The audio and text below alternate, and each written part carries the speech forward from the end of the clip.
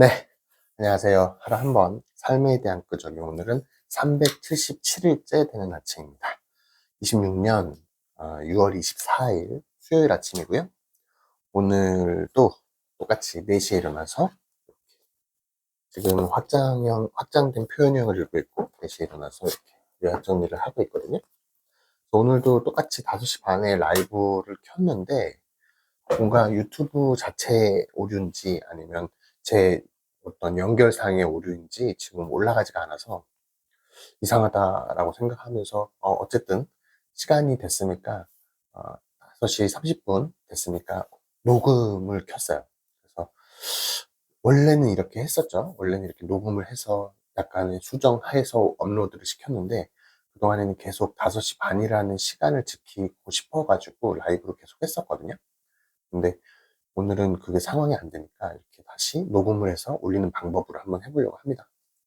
이게 만약에 더 좋으면 또 다시 방법을 바꿔가는 거죠. 중요한 거는 제가 4시에 일어나서 또 매일 책을 읽은 걸 정리를 하고 제 생각을 정리하고 그리고 5시 반에는 어떤 제 말로써 제가 머릿속에 있는 걸 말로 뱉는 게 중요한 거니까. 그리고 사실은 그 제가 하고 있는 이 경험들을 보다 많은 사람들에게 소개를 시켜줘서 이게 그래도 어떤 하루 시작할 때 정말로 아침 확언하는 것처럼 그런 것처럼 정말 큰 도움이 된다라는 거를 소개를 시켜드리고 싶었거든요. 그래서 방법의 차이는 뭐 상관이 없는 거니까 혹시나 저처럼 이렇게 한번 해보고 싶다라는 분들은 같이 하면 좋을 것 같아요. 정말 저도 오늘 377일인데 이게 습관이 점점 더 되는 것 같고, 그리고 매일 무언가 새로운 거를 말하려고 하다 보니까 책에 대해서 더 많이 관심을 갖게 되고, 또 말하는 것도 생각을 정리해서 말하게 되니까 말하는 것도 조금씩 늘어가는 것 같고, 이렇게 저한테는 좀 도움이 되는 것 같습니다. 그래서 이렇게 매일 아침마다 하는 거는 가능하면 제가 할 수 있는 만큼 계속 쭉 하려고 하는 거고요. 오늘 내용도 좀 소개를 시켜 볼 텐데, 오늘은 정말로 역시 리처드 더킨스라는 생각이 들면서 책을 읽고 있어요. 8장, 9장을 읽었는데, 뭐 8장에서는 무법자 유전자, 그래서 무법자 유전자는 자기 유전자 마음대로 그냥 하는 거죠. 그러다 보니까 객체에다가 영향을 미칠 수가 있어서 반대되는 유전자, 변경 유전자가 생겨나서 무법자 유전자를 뭔가 막 돌출 행동들 때문에 객체에다가 악영향을 미치는 거를 어느 정도 방지하는 변경 유전자가 생기게 된다.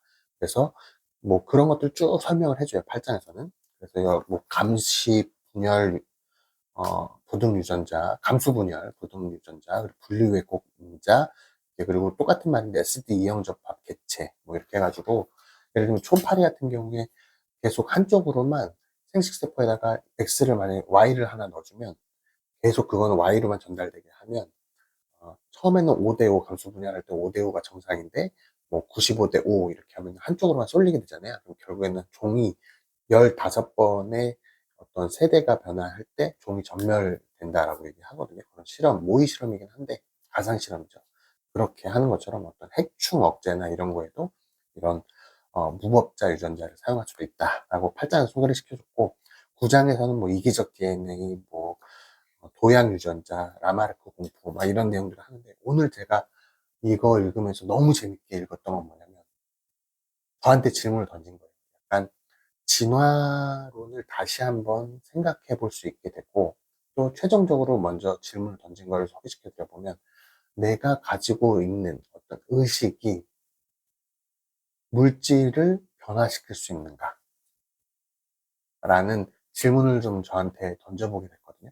이게 결국에는 어떤 믿음의 영역은 아니고 어떤 가설의 영역일 수도 있는데, 요즘에는 양자역학을 비롯해서 우리가 이론적으로 그냥 생각할 수 있었던 범위 내에서 벗어나는 것들이 현실로 많이 관측이 되잖아요. 그런 것처럼 불가능하진 않다라고 생각이 듭니다. 그래서 미래에는 어쩌면 내가 지금 생각하고 있는 이런 의식이 어, 정말로 어떤 물질을 변화시킬 수 있을 수 있지 않을까? 왜냐하면 결국은 의식이라는 거는 어떤 에너지적인 거고, 그게 어떤 얽힘에 의해서 세포로서 저장하는 거고, 세포의 변화니까 그게 어떤 얽힘의 관계에서도 요즘에는 양자 역학을 이용한 양자 생물학도 있는데, 그런 것처럼 내가 갖고 있는 세포의 변화에 영향을 미쳐서 있어서 뭐 RNA의 변화, 그러면서 생식세포에도 연계를 하게 되면 나중에는 유전까지도 될 수 있는 상황이 되는 거죠.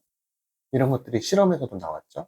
예를 들면 약물 때문에 상처를 받은 거는 후대에다가 세대 전달할 때 어, 뭐 스트레스가 됐든 아니면 약물로 인한 어떤 특정 화학 물질에 노출됐거나 아니면 영양 상태가 됐든 이런 거는 후대에다가 일부 전달되는 것도 나오거든요. 그래서 그런 거를 저한테 질문을 던졌는데, 그렇게 된 이유가 이 책에 대한 내용에서 너무나 재밌는 게 많이 나왔기 때문이에요.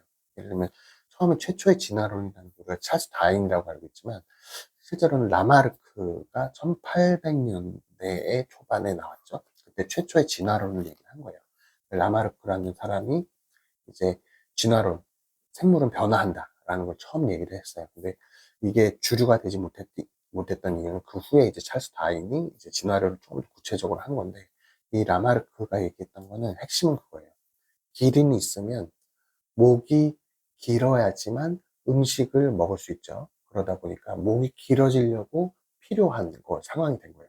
목이 기르려고 노력하다 보니까 목이 길어졌고, 목이 길어진 거를 필요한 게 내 후대에다 욕심이 되는 거예요.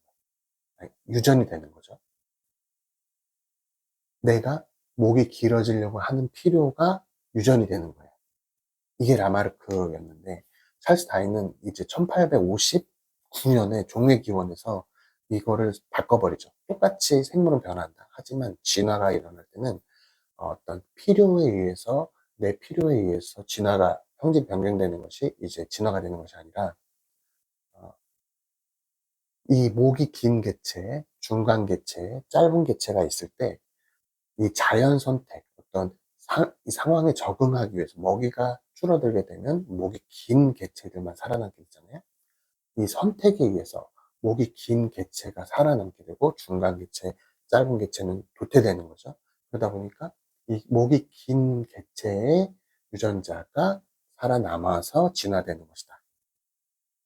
그러니까 필요에 의해서 되는 게 아니라 그냥 선택에 의해서 남은 개체가 유전되는 것이다 라는 게 다윈의 이론이었거든요. 그래서 그게 찰스 다윈이 어떤 자연 선택에 의해서 진화가 되는 걸 설명했고, 그게 이제 주류 이론으로 바뀌게 된 거죠. 그리고 쭉 이제 우리까지 오게 되는데, 그러면서 중간에 라마르크 얘기했고, 다윈, 그 다음에 이제 바이즈만의 장벽 같은 게 나와요. 바이즈만의 장벽, 그리고 스틸의 이론이 나오는데, 바이즈만은 유전자가 영향을 미치는 거는 개체에다 영향을 미치죠. 방금 전에 뭐 어떤 기린에 영향을 미치게 되잖아요. 근데 바이즈만의 장벽은 아까 말했던 그 목이 길어지는 필요, 이 형질의 변경. 예를 들면 근육을 키웠어요. 막 뭔가 그 후대에 이제 살면서 필요한 거 근육을 늘리거나 아니면 뭔가 형질의 변경을 만들었단 말이에요. 근데 그 형질의 변경이 유전자에다가는 영향을 미칠 수 없다. 바이즈만의 장벽처럼 이렇게 설명을 하거든요. 그래서 어떤 방향성을 지닌다. 유전자는 유전자에서 어, 어떤 개체로 영향을 미치는 것이지 개체에서 유전자로 영향을 미칠 수 없다라는 게 이제 바이즈만의 장벽인데, 그거를 거꾸로 1980년대에 스틸이 그걸 반박해요. 면역계에서 보니까 우리가 어떤 어, 일부 우리가 바이러스나 이런 거 하게 되면 바이러스 면역계가 형성된 항체가 형성이 되잖아요. 그 항체가 형성된 게 RNA에 연결되면서 어떤 생식 세포에도 영향을 미칠 수 있다는 걸 일부 검증을 하게 되거든요. 스틸이. 그래서 어, 스틸은 라마르크의 부활이라고 얘기해요. 왜냐하면 필요에 의해서 유전자에다 영향을 미치는 거예요. 순서가 바뀌는 거예요. 그렇게 지금까지 쭉 이 진화론에 대해서 지금까지 쭉 이렇게 이어져 오고 있거든요. 그럴 때 다윈의 이론을 조금 더 구체화하고, 다윈은 개체가 진화한다라고. 그 당시에는 1800년대, 1859년에는 유전자라는 게 발견이 되지 않았으니까. 유전자는 DNA는 1944년에 발견했다라고 하거든요. 그러니까 사실 다행히 그 종의 기원을 쓸 때는 아예 유전자라는 걸 몰랐던 거죠. 어떻게 진화를 하는 걸까라는 무언가 형질이 있을 것이다. 무언가 특정한 것이 있을 것이다 라고 얘기를 했는데, 그게 유전자인지 몰랐던 거죠. 그러다가 이제 리처드 도킨스가 이제 1976년도에 이기적 유전자라는 것을 처음에 이제 딱 하게 된 거죠. 그러면서 이제 종의 기원의 어떤 다윈의 이론을 조금 더 구체화시키고 그런 거를 어떤 유전자의 관점에서 종의 어떤 진화는 개체가 진화하는 것이 아니라 유전자가 자기만의 어떤 이기적인 행동에 의해서 개체를 위한 것도 아니고 그 자기만의 복제와 변이 이런 그 복제자의 특성 있잖아요. 자기 복제를 위해서 계속 한 것이 결국에는 진화를 이루게 된 것이다 라고 이제 리처드 도킨스가 한 거죠. 지금까지 이렇게 쭉 진화론에 대한 관점이 라마르크부터 어떤 다윈, 찰스 다윈, 그 다음에 그 바이즈만의 장벽, 그 다음에 스틸, 그리고 리처드 도킨스의 어떤 세부 유전자, 이기적 유전자 이렇게 진화론이 이렇게 쭉 오게 된 거예요. 근데 저는 여기서 계속 질문을 던지는 거죠. 스틸이나 라마르크의 이론이 지금은 어떤 과학적으로 검증이 되지 않았기 때문에 조금은 부족한 이론으로 보여질 수 있지만 시간이 흐르면 어쩌면 어, 필요에 의해서 우리가 진화한 것이 어쩌면 필요에 의해서 진화됐을 수도 있다라는 가설이 저는 시간이 지나면 증명이 될 수도 있을 거라고 저는 기대하고 희망하고 있습니다. 왜냐하면 그런 이 생명의 진화 과정이나 탄생이나 이런 걸 보면 사실은 창고 안에서 태풍이 불어가지고 보잉 747기를 진짜 조립할 확률, 말도 안 되는 확률, 거기다가 저 멀리 떨어져 있는 언덕 위에 집이 그냥 지어지는 확률, 이런 말도 안 되는 확률이 생명의 어떤 진화잖아요. 이런 것들이 어쩌면 우리가 알지 못하는 양자역학도 우리가 모르는 분야인 거죠. 얽힘이라는 현상이 뭐 결 어긋남 때문에 얽힘이 바로 풀려버리긴 하는데 그런 것처럼 우리가 모르는 의식하지 못하는 어떤 이유에 의해서가 목적성의 필요성에 의해서 영향을 미칠 수가 있어서 그러한 방향성으로 지금까지 쭉 내려왔다라고 하면 그게 풀리거든요. 이거는 어찌됐건 좀 시간이 지나면 이런 부분에 대해서 양자역학에 대해서 좀 더 알게 되면 이런 것들이 양자 생물학이 됐든 이런 쪽에서 후속 유전학이 됐든 이런 쪽에서 더 많은 과학적인 검증을 할 수 있게 되지 않을까라고 나름 이 책을 읽으면서 와 되게 신기하다, 되게 재밌다 라는 생각을 좀 하게 된 것 같습니다.